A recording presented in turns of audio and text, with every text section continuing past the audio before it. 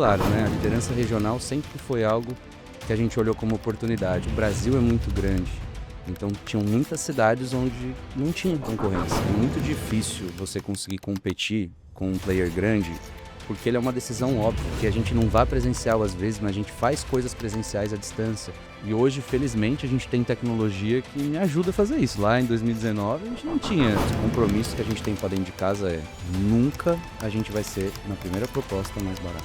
Eu estou muito mais interessado em ser o primeiro benefício da maioria das empresas do que brigar pelos que já estão no concorrente. Assim. Olhando para trás hoje, eu acho que a gente demorou para criticar diferenciais que a gente foi apaixonado. Então são coisas que precisam de um pouco de coragem, de você deixar o que você acredita de lado às vezes e testar coisas diferentes.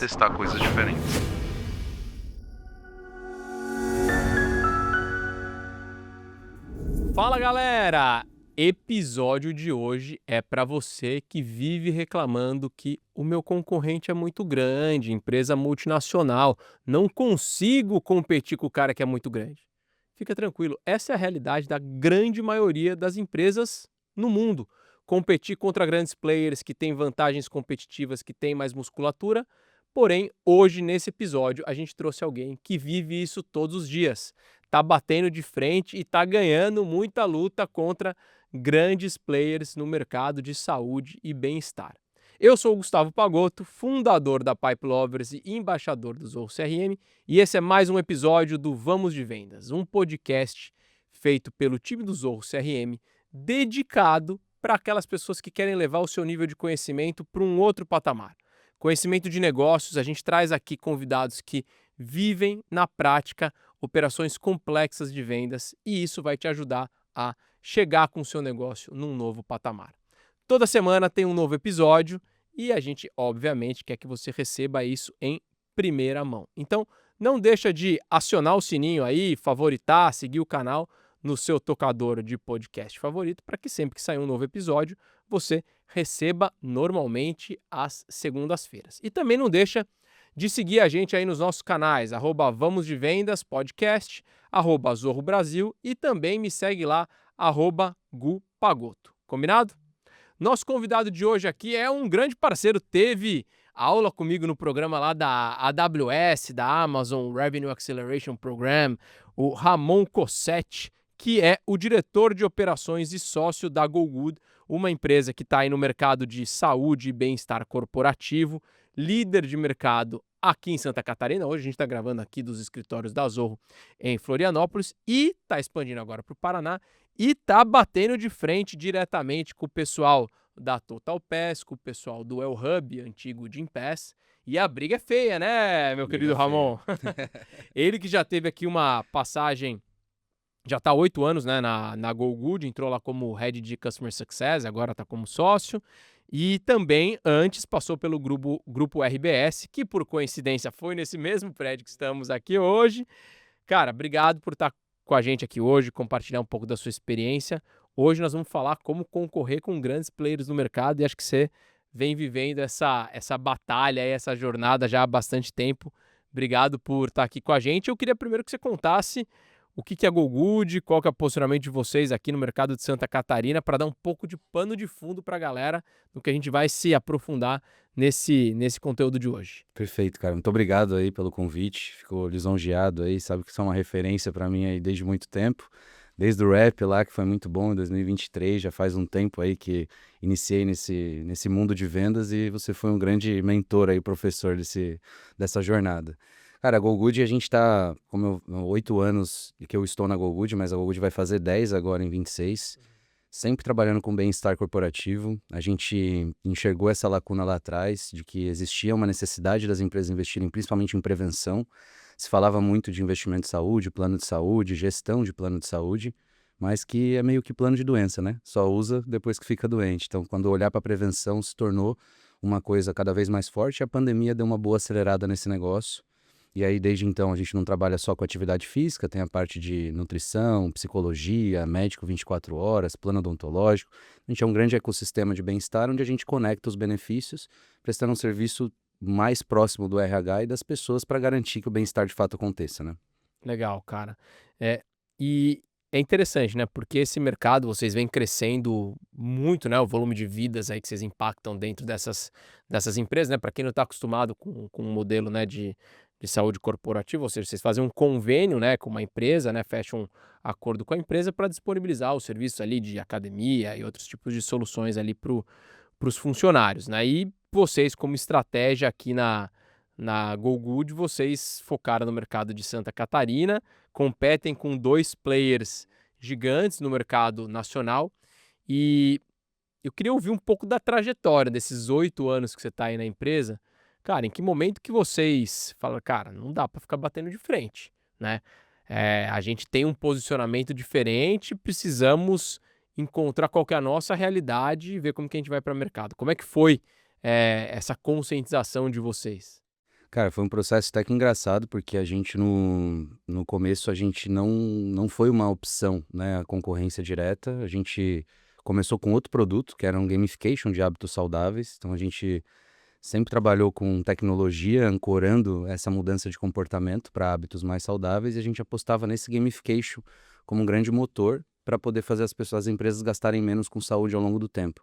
E aí a gente teve clientes como Santander, Ambev, Natura, ArcelorMittal, Mercedes-Benz. Então a gente era uma empresa de abrangência nacional, onde a gente tinha uma ferramenta que não tinha limite geográfico porque era pura tecnologia. Era tech apenas, Era né? tech, então era um negócio muito menor de faturamento por empresa que a gente tinha, mas onde eu tinha muito mais potencial de escala ali dentro do negócio e até de trabalhar com grandes marcas, que sempre foi uma questão nossa. A gente sempre quis trabalhar com grandes marcas e isso foi pra gente uma grande oportunidade de aprender a fazer bem-estar de fato na prática, porque para você fazer gamification funcionar dentro de uma Ambev ou dentro de uma Mercedes-Benz com a galera que tava lá na fila de produção do ônibus, né?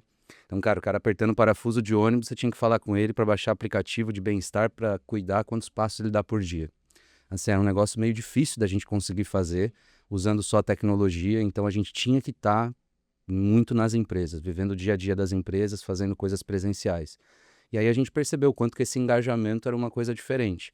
E aí foi a oportunidade que a gente viu de, quando a gente já observou o crescimento de Gympass e TotalPass na época, a gente percebeu que existia uma concentração muito grande deles no mercado do Sudeste e deixavam um grande espaço pelo Brasil afora. Então a gente viu ali uma oportunidade de conseguir atuar com esse benefício de academias, mas agregando coisas que a gente já via que eles deixavam a desejar. Então a gente fez algumas escolhas estratégicas de focar no atendimento, em lideranças regionais, o que foi já uma forma da gente enxergar o jogo de fora e pensar, tá, como é que eu começo a brigar com esse cara, entendeu?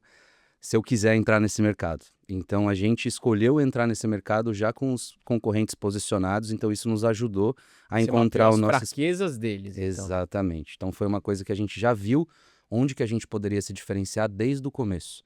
E aí a gente escolheu diversos diferenciais. Muitos deles a gente abandonou no caminho, a gente vai falar aqui. Mas eu lembro que quando a gente lançou, grande inspiração nossa era aqui você treina, quem treina mais paga menos. Então a gente tinha um cashback que a pessoa que ia 12 vezes na academia pagava menos que os outros. Então esse era um grande diferencial nosso para entrar nesse mercado. E claro, né, a liderança regional sempre foi algo que a gente olhou como oportunidade, porque apesar deles serem muito grandes Brasil afora, o Brasil é muito grande. Então tinham muitas cidades onde não tinha concorrência. Então a gente era o primeiro, fomos o primeiro de muitas cidades aqui em Santa Catarina, onde o El Hub é tipo GoGood, onde o Total Pass é tipo GoGood, porque a gente ficou conhecido primeiro por esses players, né? Legal, então assim, é interessante alguns pontos que você trouxe aqui, né, então, quando vocês entraram no mercado com grandes players, e acho que aqui tem um disclaimer importante. Por que existem grandes players? Porque são mercados grandes. Se existem empresas gigantes fazendo alguma coisa, não é porque esse cara reinventou a roda, ele viu que existia uma oportunidade gigante e ele conseguiu ficar grande. Normalmente, mesmo assim, onde tem um mercado muito grande, tem espaço para entrar mais gente. Então vocês encontraram as lacunas, né? Vocês são aqui originalmente de Santa Catarina, né? E foram explorar isso, né? Num diferencial de atendimento, focar nas empresas que eram as empresas locais. E aí tem uma coisa, né, cara? Eu sou de São Paulo, você também é de São Paulo, mas já tá aqui há bastante tempo, que é o cara que tá em São Paulo, acho que São Paulo é o centro do mundo, né? Ah, não, porque se eu não conheço essa marca, e tem várias marcas regionais aqui de Santa Catarina, do Rio Grande do Sul, do Paraná. Pra gente que é de São Paulo, o Sul é tudo a mesma coisa, né? Cara, o cara tem que saber, pô, tem. Cara, o Brasil é gigantesco, né? Eu, na minha época de TOTS, cara, visitava muito, né, as franquias no Brasil afora, e cada cidade que eu chegava, assim, cara, é uma rede de supermercado que é iFood, gigante, pô, tem um diferente em vários lugares do os Brasil que a gente nem aplicativos de sabe. delivery, cara, tem banco, tem operadora de então, assim, o Brasil é gigantesco, cada estado é maior do que muitos países, então isso te permite, né, abrir muito essa empresas super bem-sucedidas, entendendo que esses players gigantes, eles vão atender certos tipos de companhia, mas localmente você cria o seu diferencial nesse atendimento. Muito legal essa abordagem. Agora, uma coisa que você comentou comigo antes da gente entrar aqui na gravação é que antes de 2023, vocês até se questionaram sobre esse modelo do B2B, se fazia sentido, se era uma questão de produto, do modelo comercial, mas que vocês resolveram ir para rua, ir para frente do cliente, começar a fazer as vendas. O que mudou quando que vocês foram queimar a sola de sapato lá e É. tomar muito não dos clientes? Contexto importante de dar aqui é que assim, né, depois de ter passado a época da pandemia, que foi um período de sobrevivência, porque a gente tinha recém mudado do produto de gamification, que era uma coisa que não dependia de academia física, para escolher ter um mercado menor e trabalhar com Floripa com academia. Quando fecharam as academias, a gente ficou praticamente sem produto. E aí foi um período de sobrevivência, mas depois que isso voltou, a gente aproveitou um rebote muito importante. Então, de fato, começaram-se a amadurecer vários negócios e o negócio mostrou uma atração importante. Nessa primeira tração que deu, a gente acho que teve um erro que muitos, talvez outros empreendedores já tiveram, que a gente considerou que, caramba, encontramos um market fit, agora o que a gente precisa é só colocar mais vendedor e colocar alguém de vendas bom aqui para tocar esse negócio que vai performar para vender para caramba. E foi a escolha que a gente fez. A gente tinha acabado de se capitalizar, a gente tinha pego o investimento do Dasa na época e a gente fez o investimento praticamente inteiro muito forte na área de comercial e na área de marketing. Então, o time que tinha um vendedor, a gente trouxe um head, mais 4 vendedores, pré-venda, estrutura de Tamo rico, marketing. tamo Falando, rico. agora achamos, né? É só colocar dinheiro que vai vender pra caramba. Cara, não foi nada do que a gente pensava. Então, assim, a gente percebeu que o negócio, apesar dele estar começando a dar sinais, ele ainda estava muito imaturo no tipo, numa modelagem de negócio que a gente tinha desenvolvido. Vender para RH é um negócio complexo, demanda esses ajustes de iteração o tempo todo. E o que a gente viu é que é difícil mesmo a gente esperar que alguém sem o contexto de empresa que a gente tem, das capacidades de como entregar aquele produto, vai conseguir iterar na frente do cliente e saber o que vale a pena, o que gera valor, o que não gera, para que a gente repense esse modelo e até repense em precificação. A gente tinha juntado os parceiros, a gente já tinha em 2023 começado o trabalho com a telemedicina, mas a gente meio que colocou a telemedicina no começo e começou meio que dar de graça, junto com o produto de academias. E, cara, isso não nos ajudava a vender mais, Você então começou a canibalizar o seu portfólio, numa exato, loucura de querer só trazer mais de cliente. querer trazer mais cliente, cara, o ticket médio não respondia, a gente não via isso gerando um diferencial de conexão com o cliente na ponta, e aí quando a gente faz essa troca no time inteiro, a gente resolveu acabar praticamente com o time que a gente tinha comercial e começar do zero, porque a gente tinha passado muitos meses de frustração, foi praticamente um ano sem bater meta. Então, assim, e sem chegar perto da meta. A gente falou, cara, a gente precisa fazer alguma coisa diferente aqui. E aí a gente desceu para entender. Falou, cara, vamos conversar a gente com os clientes, vamos entender onde que o negócio está pegando, o que está acontecendo, se é preço, se é concorrência. E no fim das contas, cara, é muito difícil você conseguir competir com um player grande, porque ele é uma decisão óbvia. E ainda principalmente para o RH, que é um cara que age muito sob segurança, ele tem muito receio de errar. RH é vidraça, né? Total. Se ele toma ninguém vai ser demitido por contratar o Wellhub, cara. Agora, se o cara contratar a GoGood, contratar um outro que ninguém conhece e for mal, ele tá com a bunda dele na janela, assim, ele tá exposto. Então, essa é sempre uma preocupação de quem tá contratando a gente. A gente não é a decisão óbvia. Então, conseguir entender isso enquanto sócio lá na ponta fez a gente criar esses alicerces de credibilidade, entender com qual material que a gente estava indo, qual que era a abordagem que a gente estava fazendo, porque precisava ser mais do que só uma apresentação de produto. A gente precisava passar confiança, a gente precisava passar credibilidade. E nada estava conversando com aquilo, porque quando você passa uma apresentação que você faz tudo diferente, chega lá no final, o teu preço é muito baixo, a coisa não fecha. Você não tem um parceiro de credibilidade, você não tem alguma coisa de serviço que o cara domina ali na ponta. Então, essa visão de consultoria, de conseguir dar uma reunião, fazer uma reunião comercial com muito mais qualidade, material com mais qualidade, saber vender, entregar valor nos diferenciais, cara, o preço acaba virando uma consequência no final e ele faz parte dessa retórica. Então, a gente percebeu que o preço ele tinha que fazer sentido com tudo que eu contava de história antes, né? Senão ele acaba virando um ponto de descrédito. Eu acho que foi esse principal ponto que a gente entendeu. Então, quando a gente desceu, a gente começou a cobrar pela telemedicina, dobrou praticamente o ticket médio. Por conta disso, a gente começou a cobrar esse produto e a gente começou a entender como que ele se conectava com as dores do RH e para ser entendido como um diferencial, ter essa conexão de produtos e não só ter o cashback, por exemplo, para quem treina mais, mas será que a conexão entre os produtos não era algo que teria que vender mais? Ou a liderança regional?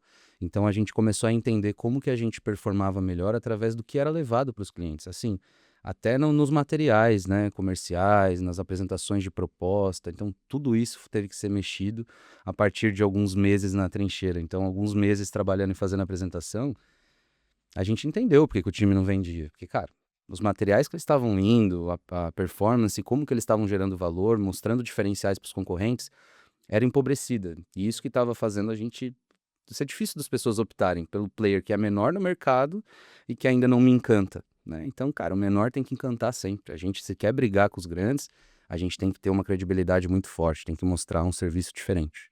Cara, e acho que tem um negócio muito interessante que você está falando aqui, que é sobre posicionamento. É isso. Você falou, eu encontrei meu product market fit, mas eu preciso ter clareza sobre como eu me posiciono para o cliente. E posicionamento é uma coisa que tem que acontecer dentro de casa. Eu, como empresa, tenho que saber, o meu posicionamento é melhor produto, é melhor preço ou melhor atendimento barra prestação de serviço para o cliente.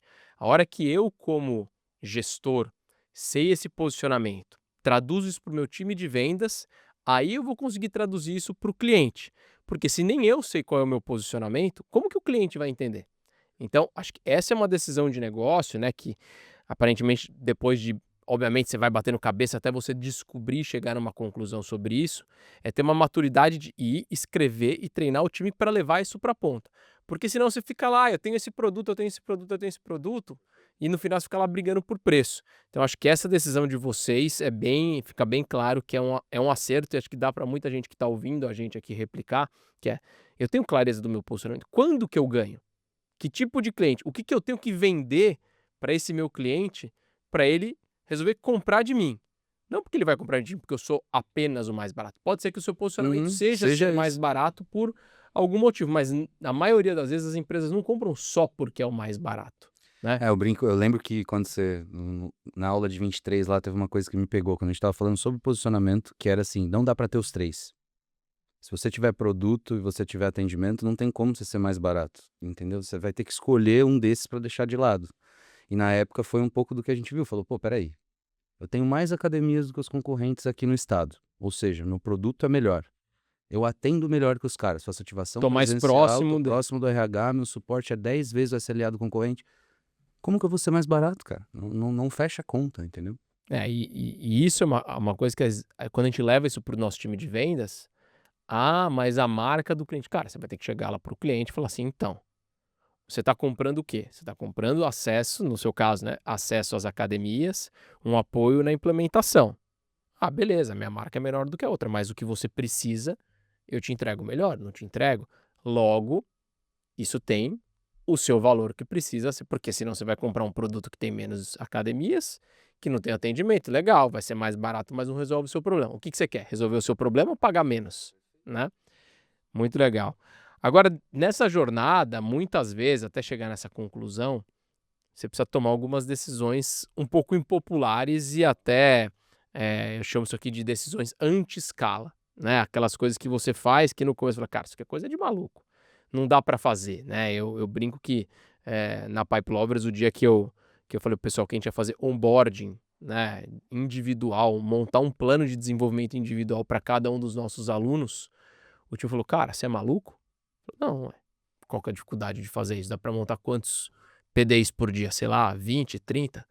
Mas e se a gente começar a fechar 2, 3 mil clientes por mês? Eu falei, legal. Esse é um problema que eu quero ter. Uhum. Você passou por algum momento como esse de ter que revisitar a estratégia do negócio, coisas que vocês faziam, voltar para trás e fazer uma coisa bem mais manual para depois voltar a escalar? Sim, com certeza. Eu acho que eu poderia destacar várias coisas aqui, porque quando a gente fala de bem-estar especificamente, né, uma coisa que, tudo bem, a gente vende para o RH, é uma jornada tremenda. Mas o nosso negócio é um B2B2C, né? Eu tenho 3 stakeholders que eu preciso equilibrar: a empresa, as academias que são os parceiros e também os usuários na ponta. E se o usuário não usar, cara, o negócio se perde. Então a academia não recebe visita, a empresa cancela comigo e as coisas não acontecem. Para eu fazer as pessoas usarem, eu preciso de coisas que não são escaláveis, porque assim, o que é escalável, que é a teoria e o conteúdo do cuidado de como você tem uma vida mais saudável, todo mundo sabe, pô. O que que você precisa fazer para ser mais saudável? Fazer academia, fazer terapia, ir no nutricionista, comer bem, dormir bem. Pô, isso não é dúvida. O problema é fazer as pessoas fazerem, cara. O duro é executar, né? E o que que vai mexer essa pessoa para ela, né, trocar um gatilho? Então, uma coisa que a gente fazia muito sempre foi ativação presencial. Então, toda vez que a gente atuava, e isso já vê uma convergência com o nosso ICP. Eu não vou fazer ativação presencial para o cara pequeno. Então, eu sempre foquei em empresa grande, cara. Então, desde o começo, quando era gamification, que a gente fazia com Santander, com Ambev, com Mercedes-Benz, a gente ia na linha de montagem da fábrica, cortava fruta e fazia mesa de fruta pra galera, porque era o jeito que eu conseguia fazer. O pessoal que trabalhava no chão de fábrica, Pá, parar. melancia docinha eu E aí ele quero. deixava lá o celular com a gente pra gente poder baixar o aplicativo e fazer as integrações pra ele, porque era um negócio que dependia desses acessos, a gente era cobrado por isso. Um jeito que tinha pra fazer as pessoas baixarem era desse jeito. E aí a gente trabalhou lá na Mercedes, eu lembro, com a montagem de ônibus, era 1.200 funcionários, teve 1.100 Aonde? Lá em cadastros São na Bernardo? Mercedes-Benz em São Bernardo. A gente fez o trabalho lá com a linha de montagem de ônibus, 1.200, 1.100 cadastraram. Então a gente na ArcelorMittal, lá em Minas e nas outras sedes também, 80, 90% de cadastro. Mas por quê? Tinha que estar lá presencial, na tampa do refeitório, na porta do refeitório, em todos os turnos, falando com a galera, olhando no olho, contando aquele negócio. Então isso forjou a gente também. Hoje, quando a gente olha para academia, a gente não precisa ter tantas coisas assim, mas o que funcionava lá atrás e que a gente considera importante, a gente manteve no negócio até hoje. Então, toda vez que a gente fecha um cliente de mais de 1.000 vidas, de 500 vidas, eu faço ativação presencial. A gente faz esse trabalho, que a gente não vá presencial às vezes, mas a gente faz coisas presenciais à distância, mandando os parceiros, professores, máquina de foto, brinde, coisas assim, porque a gente considera super importante para o sucesso do projeto ter um marco offline, das pessoas saberem ter um novo benefício na empresa, não só pelo e-mail marketing, mas porque alguma coisa está acontecendo no ambiente delas. Então, isso foi uma coisa que a gente até hoje, né, fica lá equilibrando entre as coisas escaláveis que a gente tem que fazer. Outras coisas também foi esse atendimento para RH, uma coisa que também a gente sempre se preocupava, eu acho que com a mesma lógica que você tem a preocupação também, eu ouvia dos investidores na Pipe Lovers, que era, cara, se você gerenciar os RHs assim, com grupo de WhatsApp, se você tiver gerente de conta para todos, você não vai dar conta. E era uma coisa que a gente aprendeu a dar conta. E hoje, felizmente, a gente tem tecnologia que me ajuda a fazer isso. Lá em 2019, a gente não tinha tecnologia de IA para fazer atendimento disponível, assim. Então, hoje já se tem. Então, hoje eu falo para o meu time que é obrigação da gente conseguir manter a qualidade do nosso atendimento, mesmo crescendo, porque hoje é possível fazer. Então, a gente não vai precisar abrir mão disso durante a escala, coisa que a gente também não fez até agora, né? E muitas vezes essa discussão sobre o que é escalável ou não, o pessoal fala: "Ah, mas é difícil de operacionalizar". Acho que a primeira coisa que você tem que pensar é: qual que é o seu custo de execução quando você está fazendo uma atividade que é pouco escalável, né? No caso de vocês lá, eu vou fazer uma ativação presencial num cliente para implementar. Essa conta fecha? Ah, se essa conta fecha, beleza, porque tem muita gente que faz coisas não escaláveis que Que não a fecha. conta não fecha, né? Vamos pegar os Sim. exemplos aí de aplicativos da vida que o cara sai dando cupom para Deus e o mundo, Perfeito. aí, beleza, a sua empresa só gira enquanto você está queimando dinheiro. A hora que você para de queimar dinheiro, ela não funciona mais. Mas tá bom, o que eu estou executando, o Unit Economics, ou seja, o valor monetário individual, faz sentido para o meu negócio? Faz sentido. Muito bem. Então, se eu fizer em mais escala, a tendência é que eu tenha ganhos operacionais e que eu use algum tipo de tecnologia para melhorar. Eu vou ter mais equipe, eu vou ter mais playbooks e tudo mais. Então, a natureza do negócio vai fazer com que ao longo do E aí tempo. você volta para a questão regional, porque assim, como eu tenho uma penetração regional muito forte, um market share muito alto, Hoje em dia, se eu fecho um cliente em Blumenau, eu tô lá cada 3 meses, já obrigatoriamente, para poder visitar cliente ou para poder E tocar aí uma tem semana pessoa de uma CIPART. empresa que tá para outra, as pessoas já ou seja, você vai Elas ganhando, trocam todo o ecossistema vai e facilitando. fica muito fácil. Em uma semana de viagem, eu faço 5 implantação, consigo visitar cliente antigo, fazer uma ação presencial com o cara que já está na base, porque tem pouco custo envolvido, que eu já estou indo para lá. Então, de fato, a conta tem que fechar, né? Precisa ter uma lógica de implantação. Ou você cobra por essa implantação à parte, que a gente já fez em alguns casos, porque tem casos de implantação que o cliente quer algo muito específico. Vou citar um exemplo que a gente fechou com uma rede de supermercado que o cliente quis que a gente ia em todas as lojas deles. São 36 lojas, né? A gente teve que ir em todos os supermercados. Com o maior prazer. Isso é uma coisa que você gostaria, senhor cliente? Pois não, Pois tá na não, conta. exatamente. Só que isso vai ficar um pouco mais caro que a implantação normal. Se fosse a sede, as 5 lojas maiores, beleza, mas pô, 36 vai ter um custo. Então isso a gente consegue ir trabalhando com o cara, mas assim, não tem outro fornecedor que ele poderia E contratar esse e esse serviço. ponto, cara, assim, a galera fala que eu sou muito mão de vaca, e de fato eu sou. Caso você esteja me assistindo e me conheça, sabe que eu sou muito mão de vaca. Mas sabe como que é a minha cabeça nesse caso? A conta é muito simples, né? Para você tem gente que fala: "Pô, mas eu vou cobrar do cliente, o cliente não quer pagar por isso". Cara, o cliente vai ter que treinar todos os funcionários nos 36 supermercados que ele tem. Qual é o custo dele, parar o tempo dele, sair da casa dele, ir lá e treinar e viajar e parar de fazer. Ele tem um custo. Se você demonstrar para ele o custo que ele tem, automaticamente sai mais barato ele te pagar do que ele mesmo ter que executar, né. Obviamente, entra um trabalho do comercial de fazer isso. O cliente por si só vai falar: "Pô, eu tenho que gastar mais". Não, não, não, seu cliente. Você está me pagando para economizar. Quem que não quer pagar para economizar, né? Esse é um pouco da cabeça.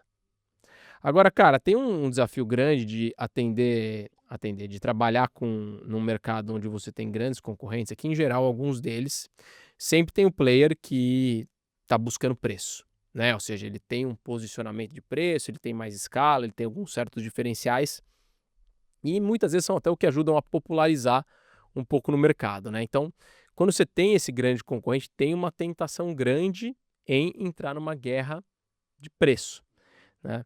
E provavelmente vocês até devem ter passado por esse tipo de discussão, é uma coisa bem comum. Como é que foi essa discussão para vocês? Pô, eu vou competir contra grandes players, algum pode ser que cobre mais caro, outro mais barato. Como que foi esse processo dentro da GoGood?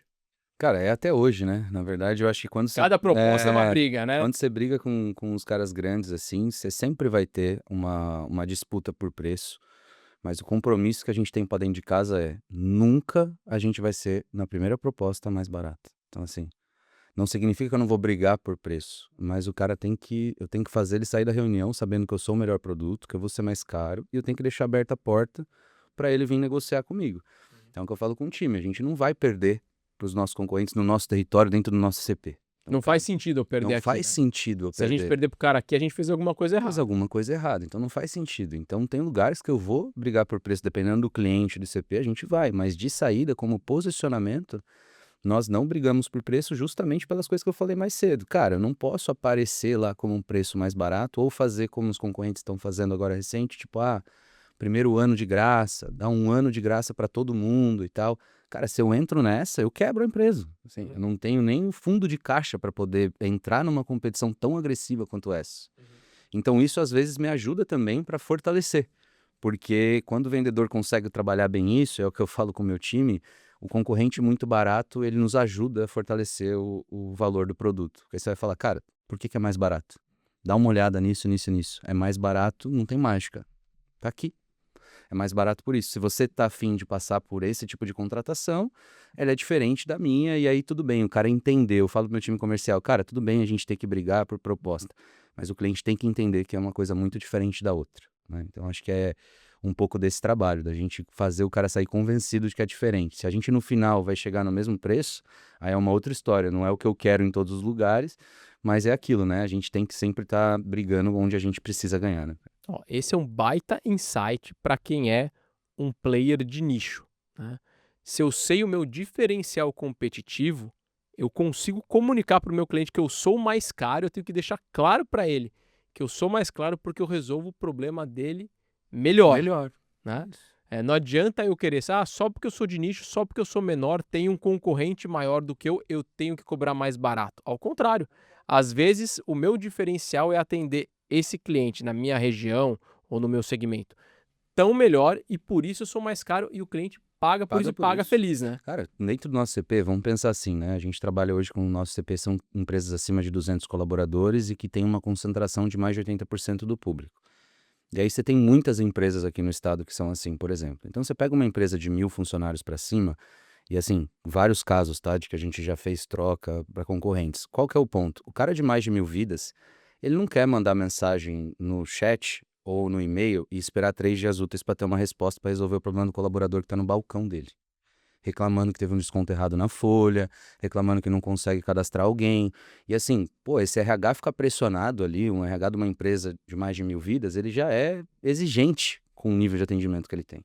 Então hoje o mercado não oferece isso para ele. Então a gente acaba sendo uma única opção que esse cara vai ter um atendimento direto, que ele vai ser atendido por gerente de conta, que o colaborador dele tem acesso no WhatsApp. Então essas coisas fazem, até quando ele passa pelo concorrente, ele fala, entendi por que que é diferente. Muitas vezes ele está saindo de lá por conta disso, entendeu? Nem é pela rede de academias, nem é pelo produto, mas sim pelo fato de que ele não consegue resolver problemas simples da operação. Legal. Então, acho que aí entra um aspecto importante. Agora, eu queria tocar num outro aspecto que tem muito a ver com essa questão de você brigar contra players, né, contra concorrentes que têm abrangência nacional e às vezes até abrangência global, né, mundial. Né? Vocês aqui começaram em Santa Catarina, se fortaleceram no estado e agora estão expandindo para o Paraná. Cara, explica como que vocês conseguiram extrair e tangibilizar esse diferencial competitivo da geografia. Fala mais sobre como tirar vantagem sobre isso. Nosso mercado tem uma especificidade que vale a pena aqui ressaltar para o pessoal, que é o seguinte: hoje a grande maioria das empresas, academias, vamos dizer assim, são de uma unidade ou duas, ou seja, são negócios regionais. Apesar da gente estar vendo grandes redes se espalharem e marcas muito fortes de academia crescerem, elas ainda representam somadas menos de 30% do mercado. Então 70% do mercado, e quando a gente vai para fora das grandes capitais, isso é maior ainda. Esses negócios estão na mão de pequenos empreendedores. E esses pequenos empreendedores dificilmente têm uma relação próxima com empresas de São Paulo, que não vão lá presenciais e tal. Então a gente entendeu que regionalmente a gente podia ter facilmente um produto muito melhor. Uma coisa que era muito difícil, ter um produto a nível nacional muito melhor. Mas para as empresas que estavam em Floripa, a gente em 2 meses tinha uma rede maior que o do Gympass. Então a gente falou, pô, peraí, eu já tenho um produto. Então a gente foi olhar para a região e pensar, tá, se eu domino essa região, fica mais fácil para dominar as regiões próximas. Então, o nosso crescimento em espiral, que é um modelo de crescimento já bem batido aí também, que tem negócios que têm um efeito de rede grande, que é o caso do nosso. Então, pega uma cidade aqui, por exemplo, pequena, 30 mil habitantes, que é a Pomerode, que é a cidade de... E todo mundo fala Todo alemão. mundo fala alemão lá, isso aqui é uma cidade de pleno emprego, né? Tem indústria pra caramba lá, cara. E assim, a cidade de 30 mil habitantes, a gente tem 30 academias parceiras, o concorrente 1 tem 3, o concorrente 2 tem 1.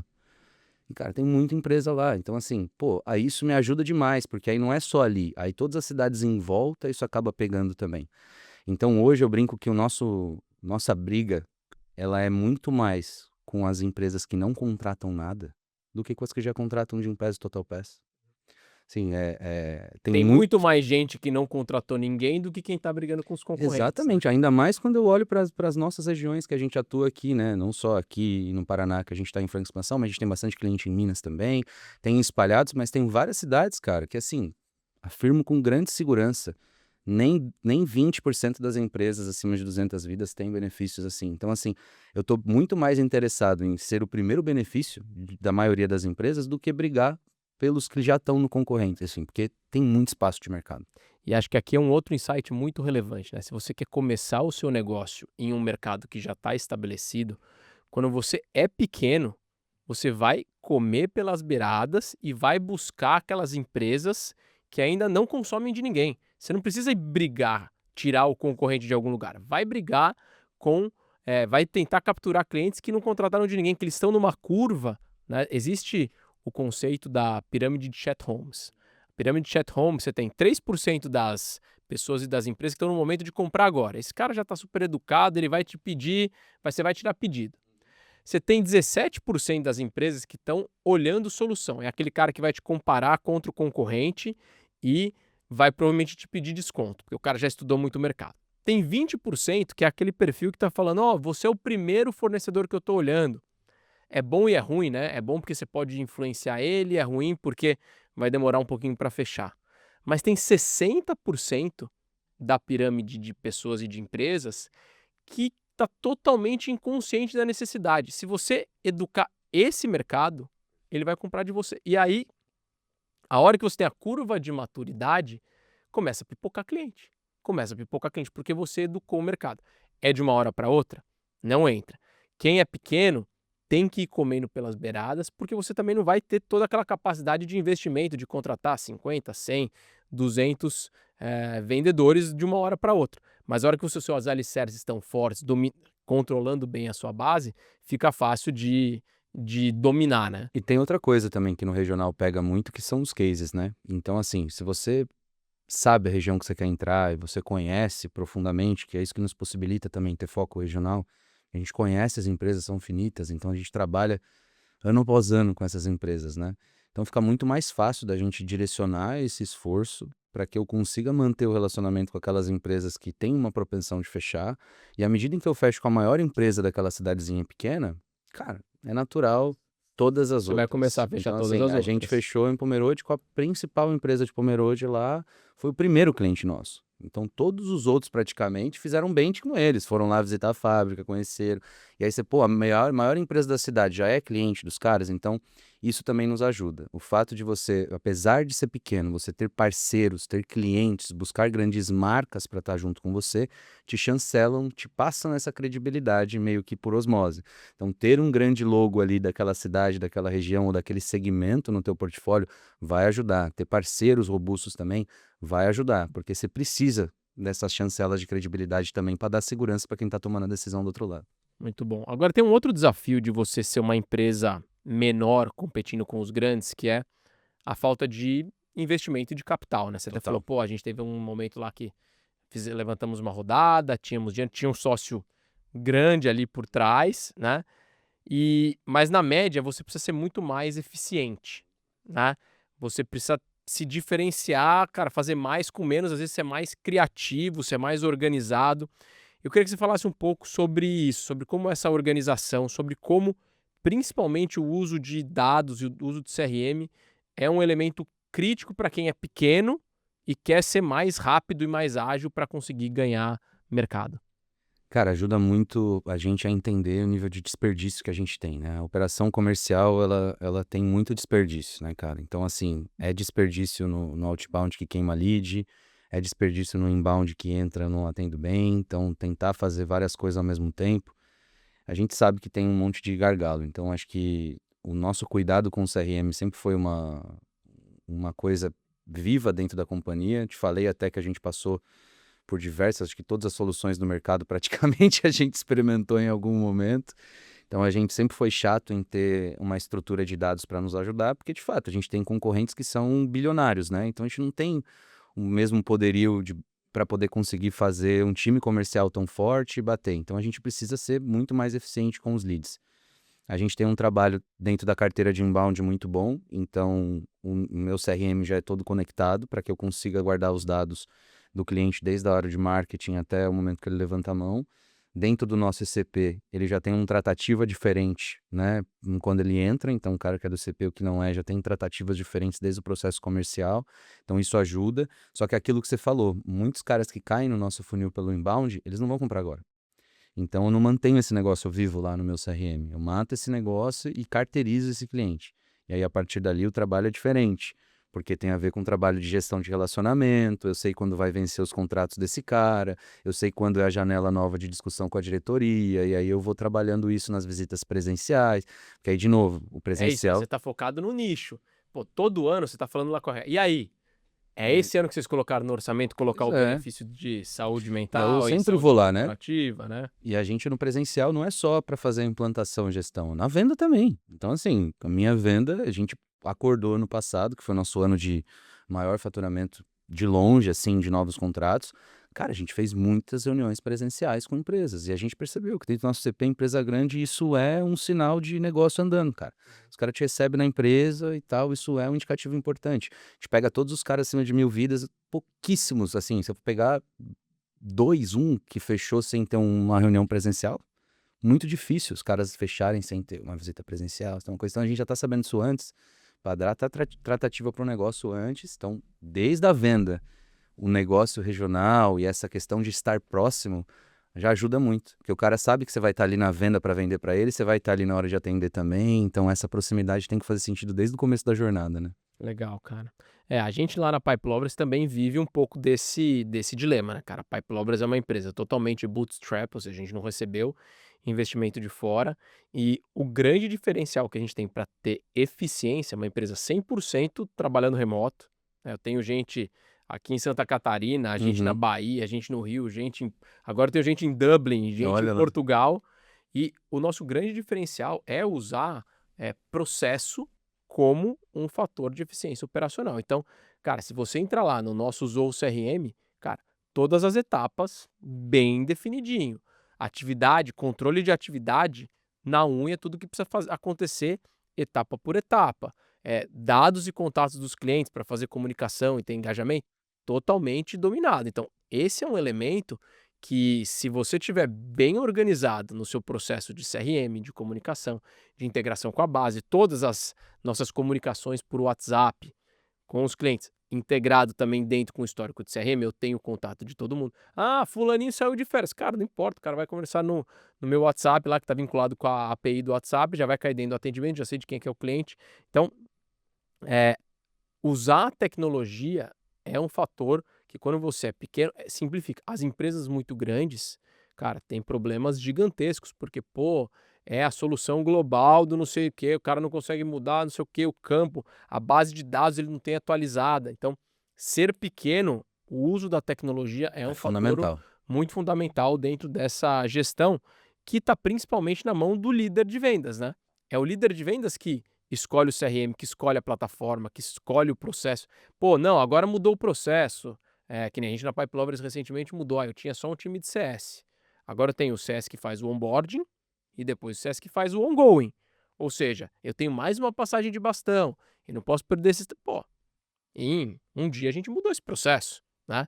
Fica muito mais fácil e isso vira também um diferencial importante. Vira, sem dúvida. Eu acho que pensar nesses processos e ferramentas que você tem para poder dar utilidade. Cara, a gente tem um time muito enxuto, né? Um faturamento pro headcount hoje que é nível A de eficiência, assim.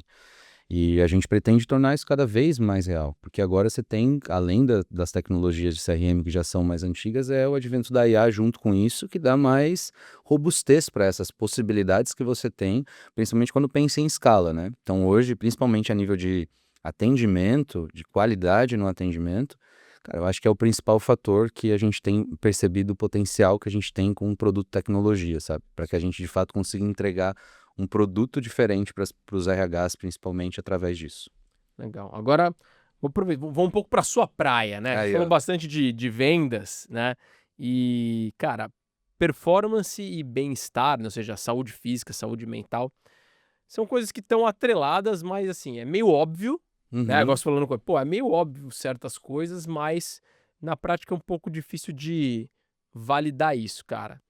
De que forma que performance em vendas está alinhada com o bem-estar corporativo e quais são os impactos que você vê nos times de vendas que negligenciam um pouco essa preocupação com a saúde e o bem-estar de vendedores?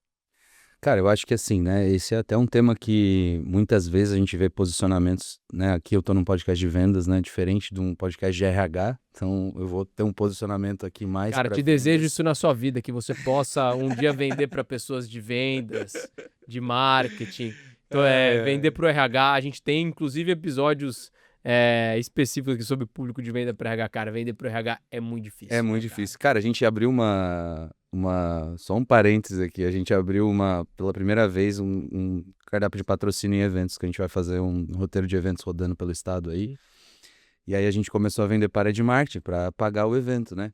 Cara, assim, é muito mais É muito fácil, cara. gostoso, né, Puta cara? Tem merda, orçamento, cara. tem Tem budget. orçamento muito mais fácil, cara. Pô, pra provar R$ 1.000 por mês com o RH demora 6 meses, cara. Você vai É, falar com marketing, surge 60 mil, 80 mil, assim, cara. é Muito isso, fácil, cara. cara.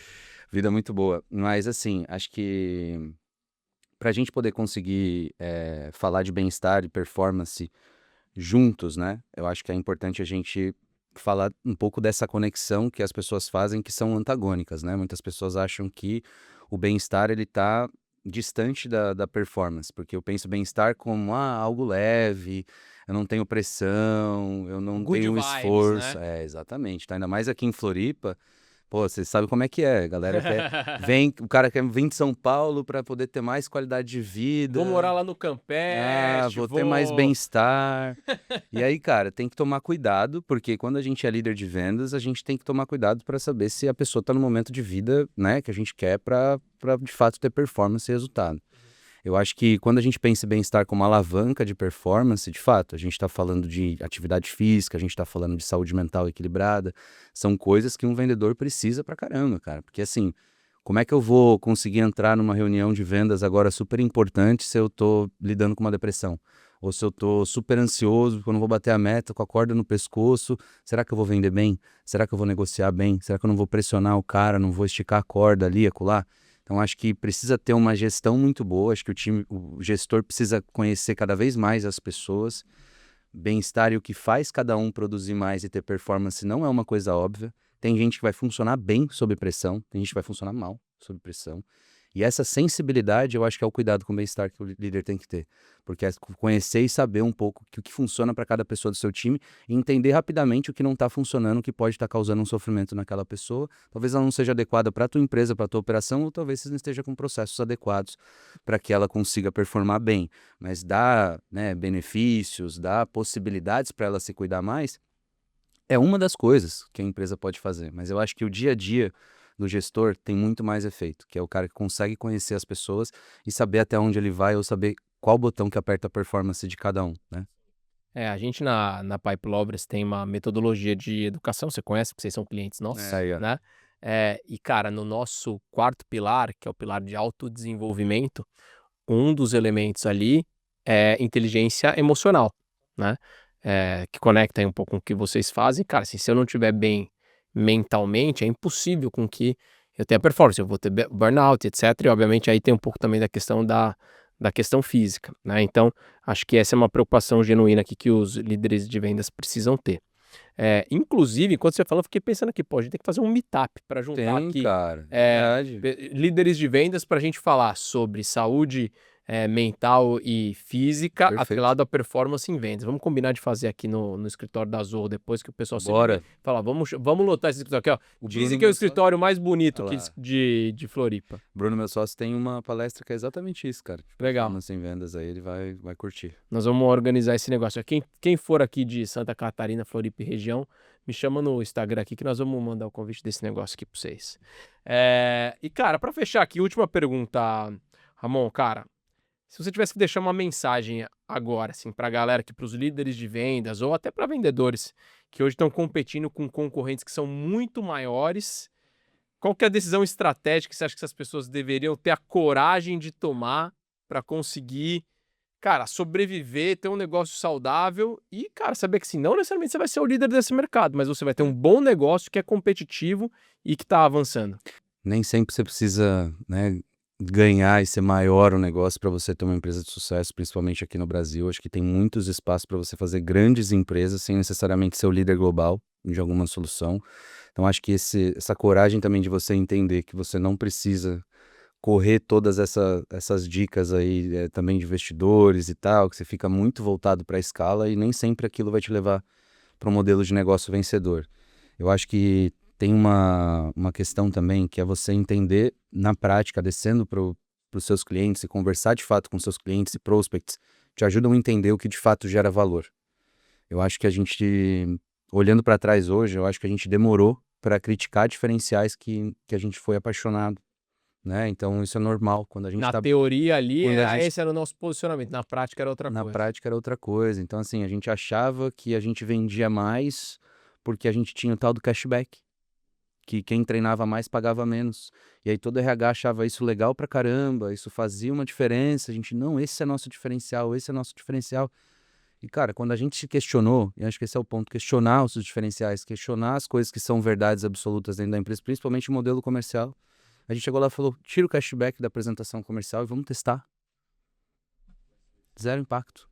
Ninguém Você nem tinha lembra. custo, você tinha trabalho, tinha Custo esforço. muito mais alto, cara. Meu custo era 20, 30% maior com os usuários do que era, porque realmente aquilo engajava mais as pessoas e tinha até um incentivo, às vezes, à fraude, porque as pessoas, às vezes, não Fazia o iam treinar, check-in. mas fazia o check-in de casa para poder bater a meta, para ter cashback. Então, eu acabei juntando o interesse do usuário e da academia em meio que Menos fraudar o o teu. negócio, menos o meu. E aí, no fim das contas, eu quis testar. Falei, cara, já que é um diferencial, vamos tornar isso uma feature paga. E o RH, ele só subsidia. O que der de custo, ele paga o cashback da conta dele. Nenhum. Na época, a gente tinha, sei lá, quase 200 clientes. Ninguém quis Nenhum. ativar. Não tenho a feature vendida para nenhum. Eu só tenho hoje com caras que bateram o pé no contrato e falaram, não, a gente quer manter, a gente paga mais para manter um pouquinho. Segurei o cara lá. No contrário, já faz mais de 2 anos que a gente não comercializa nada com cashback. E foi assim com vários outros, que a gente achou que era um diferencial, achou que era isso que fazia o cara comprar. E, pô, peraí, não é? Deixa eu mudar esse discurso, deixa eu não mostrar isso e ver o que acontece. Deixa eu subir o preço 3x aqui e ver como é que o cara reage. Experimentar, cara. Precisa, de fato, testar coisas. Não estejam românticos com o seu modelo comercial, românticos com o seu produto. A gente vive mudando produto, vive mudando pacote, testando coisas diferentes. Então, pô, a gente era uma pastelaria até pouco tempo atrás, o cliente podia montar o produto do jeito que ele quisesse. As consultas, o desconto, o benefício, ele podia montar uma salada dele lá e a gente entregava. Só que, cara, isso era um transtorno pro resto da estrutura. E aí a gente pensando num problema do resto da estrutura, falou, cara, e se a gente mudar o jeito de vender? E se a gente passar a vender pacotes específicos e dar opções pro cara, ao invés de dar muitas possibilidades, dar 3 opções, ele escolhe uma. Então são coisas que precisam de um pouco de coragem, de você deixar o que você acredita de lado às vezes e testar coisas diferentes. Que cada escolha é uma renúncia, né? Total, sempre assim. Cara, muito bom, Ramon. Pô, uma baita aula. Eu acho que assim, o que você trouxe pra gente aqui dentro desse episódio é muito aplicável para a grande maioria das empresas que estão aqui no mercado brasileiro. Então é muito legal ver essa história, ver o crescimento de vocês. Obrigado por ser tão transparente aqui em compartilhar todas essas histórias. E, cara, pra gente finalizar aqui, queria, pô, quem quiser se conectar contigo, quem quiser conhecer a GoGood, qual que é? Agora é a hora do jabá, meu irmão. Por favor aí, ó, pessoal, @GoGoodBR aí, por favor, sigam a GoGood no Instagram, o meu @Ramon Cossetti. Então, se alguém quiser conectar comigo, LinkedIn também, Ramon Cossetti, é só buscar lá, mandar uma mensagem, vai ser um prazer trocar uma ideia com vocês. E quem estiver procurando novos benefícios aí para sua empresa, para o seu time comercial, chama a gente ali que a gente ajuda. Muito bom, cara. Pessoal, estamos chegando na reta final, mais um episódio aqui do Vamos de Vendas. Vocês já sabem como é que funciona. Chegou no final do episódio, se você não compartilhar isso aqui, provavelmente não vai dar resultado que você vai colocar depois, brincadeiras à parte. Mas não deixa de compartilhar esse episódio com mais pessoas. Pega o link, manda no seu grupo de vendas e, de preferência, tira um print aí da tela que você está agora, ou tira uma foto se você estiver ouvindo a gente no carro, quando você estiver parado no sinal, tá? Não vai tirar a foto dirigindo. Posta aí nas suas redes sociais e marca lá, @Vamos de Vendas Podcast, @Gupagoto, Zorro Brasil. Vai ser um enorme prazer saber o que vocês estão achando desse episódio. Por hoje a gente fica por aqui e vamos de vendas.